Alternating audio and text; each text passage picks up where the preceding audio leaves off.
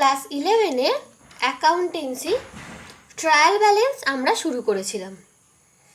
আগের দিন আমরা লেজার থেকে কিভাবে ট্রায়াল ব্যালেন্স করতে হয় সেটা দেখেছি এবং ট্রায়াল ব্যালেন্সের কিছু থিওরি পড়ে নিয়েছি। আজকে আমরা ট্রায়াল ব্যালেন্সে তারপর থেকে দেখব, তাই আজকে আমাদের ট্রায়াল ব্যালেন্সের পার্ট 2 ভিডিও।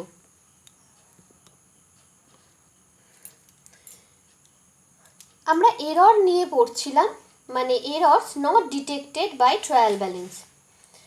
রেওয়ামিল যেসব ভুল ধরতে পারে না। 5 রকম এরর ছিল। আগের দিন আমরা 3 রকম এরর সম্বন্ধে পড়েছিলাম: error of omission, error of commission আর এরর অফ মিসপোস্টিং। আজকে আমরা তারপরের দুটো এরর আগে দেখে নেব। প্রথম এররটা কি বলছে? নাম্বার 4-এ নীতিগত ভুল, errors of principal. This type of error happens due to the lack of knowledge about the principle of accounting. মানে কোনো লেনদেনের হিসাবশাস্ত্রের মূল নীতির অজ্ঞতার ফলে ভুল দাখিলা করা হলে তাকে নীতিগত ভুল বলে। অর্থাৎ প্রিন্সিপাল সম্বন্ধে বা মূল নীতি সম্বন্ধে অজ্ঞতার কারণে যে ভুল হয় তাকে এরর অফ প্রিন্সিপাল বলে। যেমন দেখো, এক্সাম্পলে আমি বলেছি মেশিনারি পারচেজ ফর ₹20,000। তাহলে এখানে আমাদের কারেক্ট জার্নালটা কি হয়? Machinery account debit two cash account. কিন্তু কেউ যদি এই নিয়মটা না জানে যে মেশিনারি পারচেজ করলে সেখানে মেশিনারি অ্যাকাউন্টকে ডেবিট করতে হয়, পারচেস অ্যাকাউন্টকে নয়, তাহলে এই নিয়মটা না জানার জন্য যদি কেউ ভুল করে purchase account debit two cash account করে তাহলে সেটা নীতিগত ভুল বা এরর্স অফ প্রিন্সিপাল হবে। এটা হচ্ছে এরর অফ প্রিন্সিপাল। নাম্বার 5-এরটা কম্পেনসেটিং এরর, স্বয়ং সংশোধক ভুল। ভেরি ইম্পর্টেন্ট এবং খুব ভালো করে বুঝতে হবে। When 2 or more errors occur in such a way that the net effect of these errors on the debits and credits of respective accounts are nil, it is known as compensating errors. মানে কি? যখন একটি হিসাবের ভুল অপর এক বা একাধিক ভুলের দ্বারা নিজের থেকেই সংশোধিত হয়ে যায়। দুটো ভুল, প্রথম ভুলটা দ্বিতীয় ভুলের দ্বারা নিজে থেকেই কম্পেনসেট হয়ে যাচ্ছে বা স্বয়ং নিজেই সংশোধন হয়ে যাচ্ছে, সেই রকম ভুলকে বলা হয় compensating errors. That means one error is compensated by the another error. একটা ভুল আর একটা ভুলের দ্বারা নিজের থেকেই সংশোধন হয়ে যাচ্ছে। আমরা এক্সাম্পল দেখে নেব। এক্সাম্পলটা কি বলেছে? If advertisement charges paid ₹1,000 is debited in the advertisement account as ₹1,500 and the interest received ₹2,000 is credited in the interest account as ₹2,500. Then the excess debit of ₹500 in advertising account is set off against the excess credit in the interest account.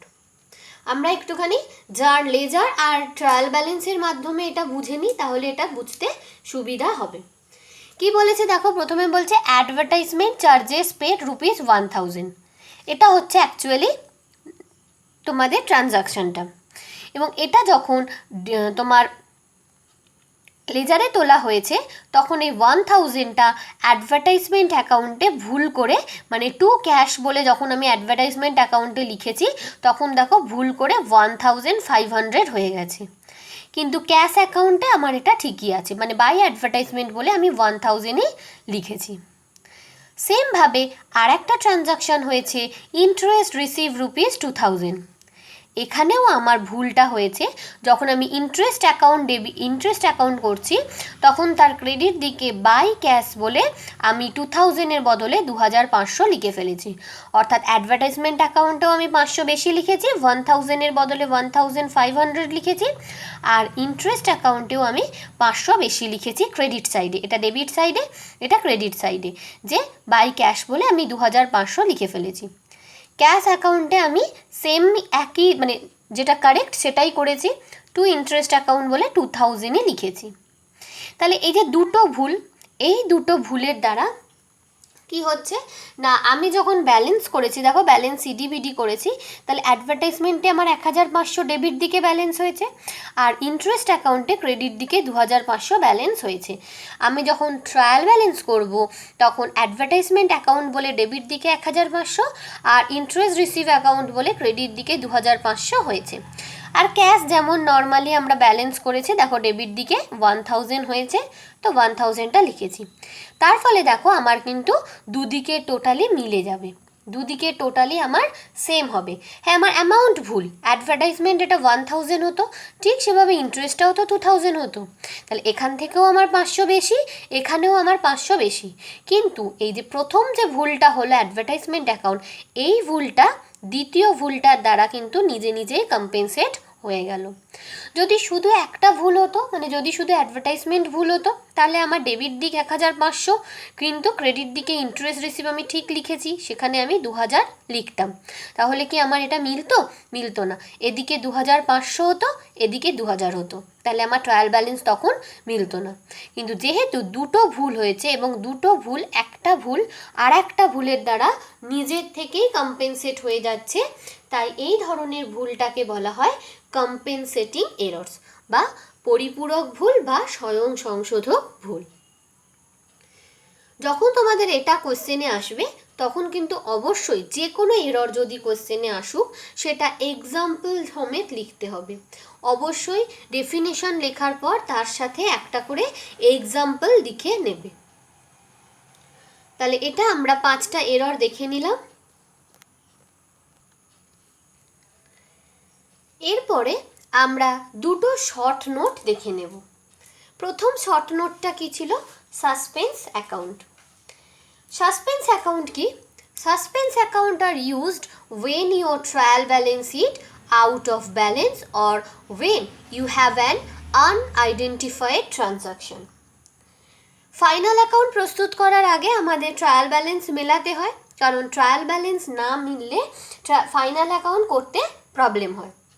তো এই অবস্থায় যদি trial ব্যালেন্সে কোনো রকম ভুল থাকে, যদি কোনো গরমিল দেখা যায়, তখন তার কারণ অনুসন্ধান করেও যদি সেই ভুলের কারণগুলো খুঁজে না পাওয়া যায়, তাহলে কি হবে না ফাইনাল অ্যাকাউন্ট প্রস্তুত করতে লেট হবে।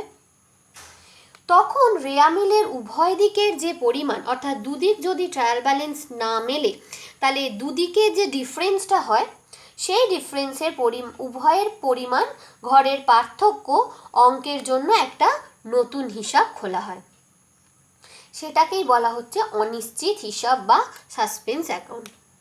The suspense account is a general laser account that acts as a holding account until the error is discovered or the unknown transaction is identified.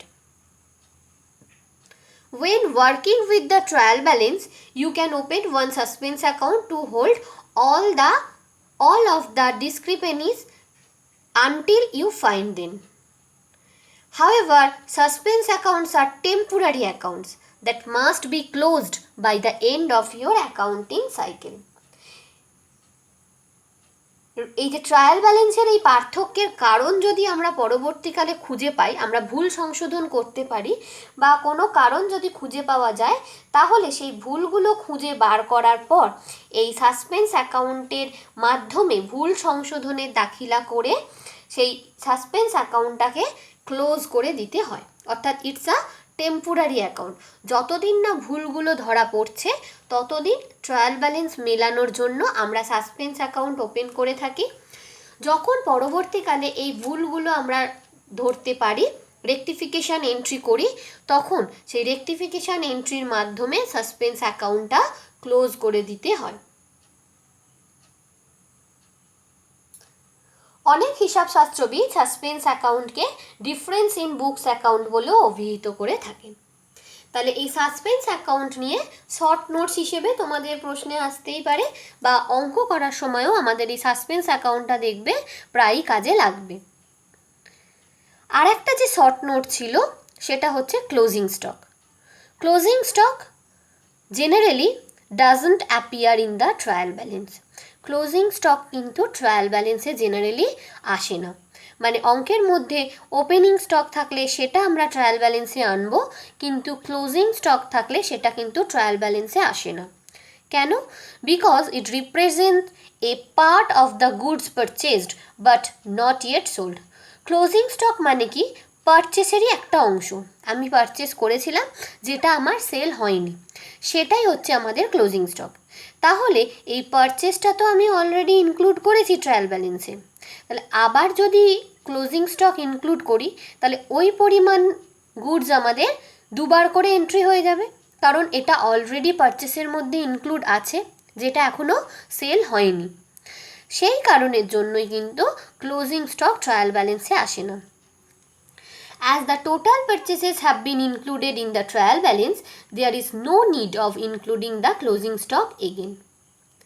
কিন্তু তোমাদের অঙ্কে যদি পারচেস অ্যাডজাস্টেড থাকে, মানে পারচেস অ্যাডজাস্টেড মানে ক্লোজিং স্টক অ্যাডজাস্ট করা আছে, অর্থাৎ ওই পারচেস থেকে ক্লোজিং স্টক বাদ দিয়ে দেওয়া আছে, তাহলে only then closing stock is shown on the debit side of the trial balance. তাহলে আর একবার কি বলেছে না, ক্লোজিং স্টক জেনারেলি ট্রায়াল ব্যালেন্সে আসে না। কেন না, এই ক্লোজিং স্টক হচ্ছে পারচেসেরই একটা অংশ যেটা এখনও সেল হয়নি। তাহলে পারচেস আমার টোটাল পারচেস অলরেডি ট্রায়াল ব্যালেন্সে ইনক্লুডেড, তাই আলাদা করে ক্লোজিং স্টককে আর ইনক্লুড করতে হয় না। কিন্তু যদি পারচেস অ্যাডজাস্টেড থাকে, পারচেস অ্যাডজাস্টেড মানে হচ্ছে ক্লোজিং স্টক পারচেস থেকে বাদ দেওয়া আছে, তাহলে সেক্ষেত্রে ক্লোজিং স্টকটা কিন্তু ট্রায়াল ব্যালেন্সে ডেবিট সাইডে শো করতে হবে। তাহলে এই দুটো শর্ট নোটস আমাদের শর্ট নোটস হিসেবেও থিওরিটিক্যাল কোশ্চেনেও আসে, বা অঙ্ক করার সময়ও কিন্তু আমাদের এই কনসেপ্টটা কাজে লাগবে।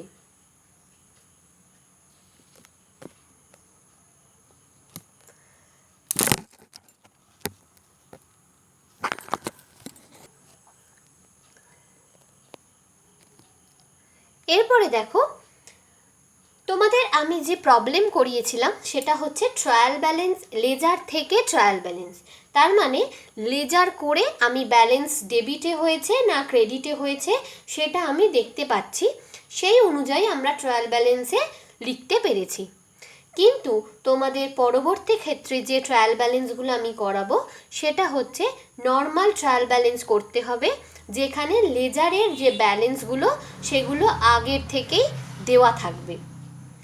সেটা তোমাদের বুঝে ডেবিটে হবে না ক্রেডিটে হবে সেই হিসাব করে বসিয়ে ট্রায়াল ব্যালেন্স করতে হবে, অর্থাৎ সেখানে তোমাকে বলে দেবে না যে কোন ব্যালেন্সটা কোন দিকের হয়। তো তার একটা লিস্ট আছে, সেই লিস্টটা যদি মনে থাকে তাহলে সেক্ষেত্রে তোমাদের ট্রায়াল ব্যালেন্স করতে সুবিধা হবে। তো সেই লিস্টটা আমরা একটু দেখে নিই। List of debit and credit balances.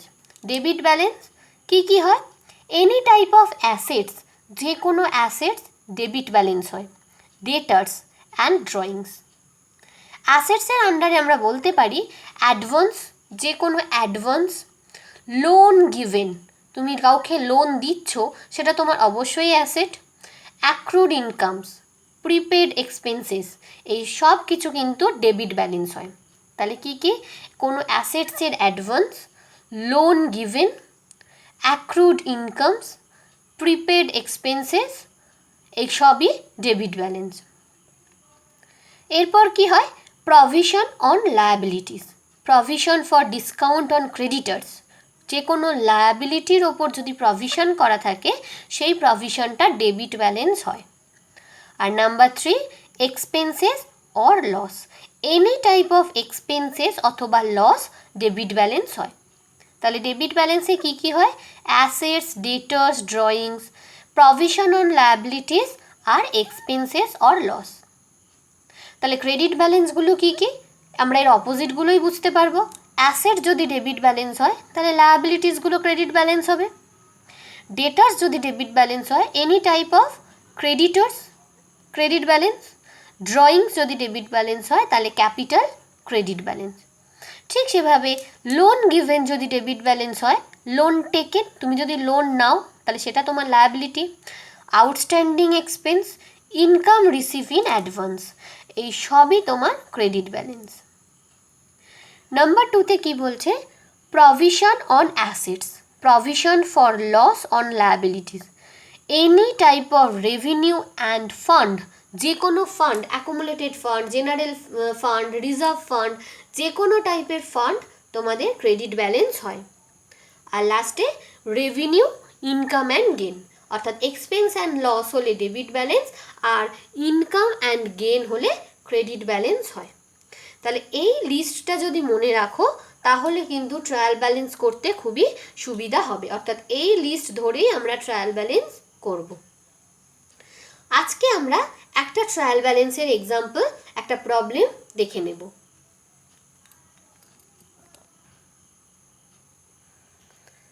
প্রবলেমটা দেখে নিই। From the following ledger balances of M. Sen and Company, prepare a trial balance as on 31/12/2019. এখানে বেশ কিছু লেজারের ব্যালেন্স দিয়ে দিয়েছে, যেমন capital, cash in hand, machinery, furniture, stock on 1/1/2019 মানে opening stock, purchase, sales, carriage inward, carriage outward, wages, salary, insurance, postage and stationery, advertisement, creditors, debtors, discount allowed, discount received, interest, interest received, bank loan, investment, cash at bank, return inward, return outward, delivery van, delivery expenses R closing stock. তাহলে এই laser ব্যালেন্সগুলো বলে দিয়েছে, কিন্তু কোনটা কোন account, অর্থাৎ কোনটা debit দিকে হবে না কোনটা ক্রেডিটে হয়েছে সেটা কিন্তু তোমাদের অঙ্কে বলে দেয়নি, সেটা তোমাদের ওই লিস্ট দেখে করতে হবে। তাহলে আমরা সলিউশনটা দেখে নিই। তাহলে দেখো, ট্রায়াল ব্যালেন্সের আমরা প্রোফর্মাটা আগে টেনে নিয়েছি। প্রথমে উপরে লিখেছি in the books of M Sen and company, তার নিচে trial balance as on 31/12/2019। Proforma ছকে কী আছে, প্রথমে সিরিয়াল নাম্বার, তারপর নেম অফ অ্যাকাউন্টস, তারপর এলএফ, তারপর দুটো অ্যামাউন্টের ঘর, ডেবিট আর ক্রেডিট। তাহলে আমরা যে অঙ্কটা দেখলাম, যে প্রবলেমটা, প্রথম ছিল কি ক্যাপিটাল 50,000। ক্যাপিটাল কোন ব্যালেন্সে হয়, ক্রেডিট ব্যালেন্স, আমি লিস্টে দেখিয়েছি, তাই দেখো ক্যাপিটাল আমি ক্রেডিট দিকে 50,000 লিখেছি।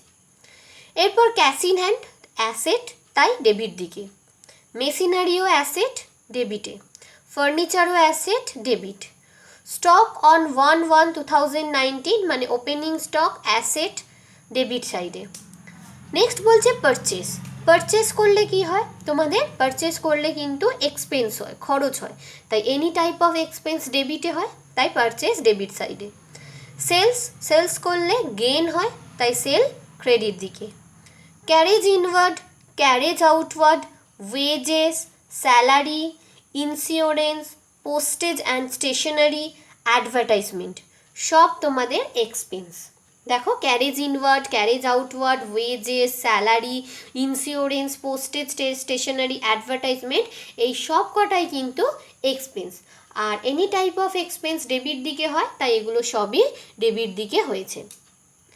নেক্সট বলছে ক্রেডিটার্স, ক্রেডিটার্স লিস্টে লেখাই ছিল, ক্রেডিটার্স ক্রেডিট দিকে হয়, তাই ক্রেডিট। ডেটার্স ডেবিটে হয়। Discount allowed debit, discount receive credit, অর্থাৎ ডিসকাউন্ট তুমি অ্যালাউ করছো মানে তোমার লস হচ্ছে, আর ডিসকাউন্ট রিসিভ তুমি পাচ্ছ মানে তোমার গেন হচ্ছে। তাহলে ডিসকাউন্ট অ্যালাউড হচ্ছে ডেবিট, ডিসকাউন্ট রিসিভ হচ্ছে ক্রেডিট।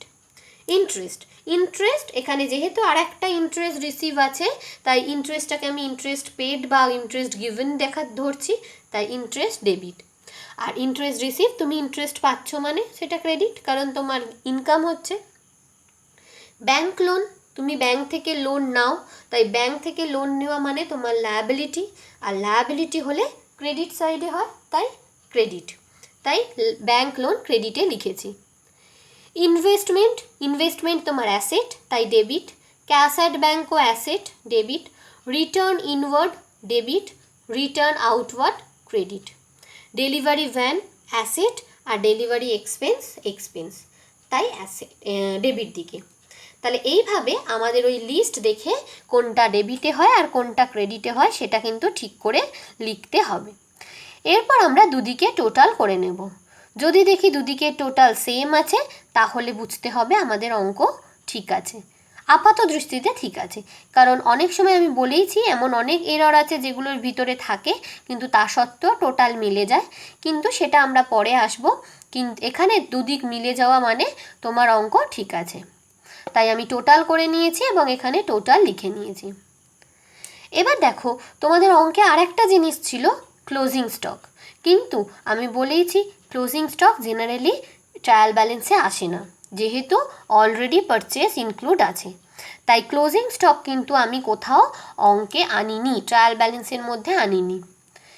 কোনো জিনিস তোমাদের প্রবলেমের মধ্যে আছে কিন্তু সেটা তুমি হিসাবের মধ্যে আনলে না, ট্রায়াল ব্যালেন্সের মধ্যে আনলে না, কেন আনলে না সেটার জন্য অবশ্যই কিন্তু একটা নোট দিতে হয়। অর্থাৎ প্রবলেমের মধ্যে তোমাদের আছে কিন্তু তুমি আনোনি, তুমি ট্রায়াল ব্যালেন্সে তুমি হিসাবের মধ্যে আনোনি, কেন আনোনি তার নোট অবশ্যই অঙ্কের শেষে দিতে হয়।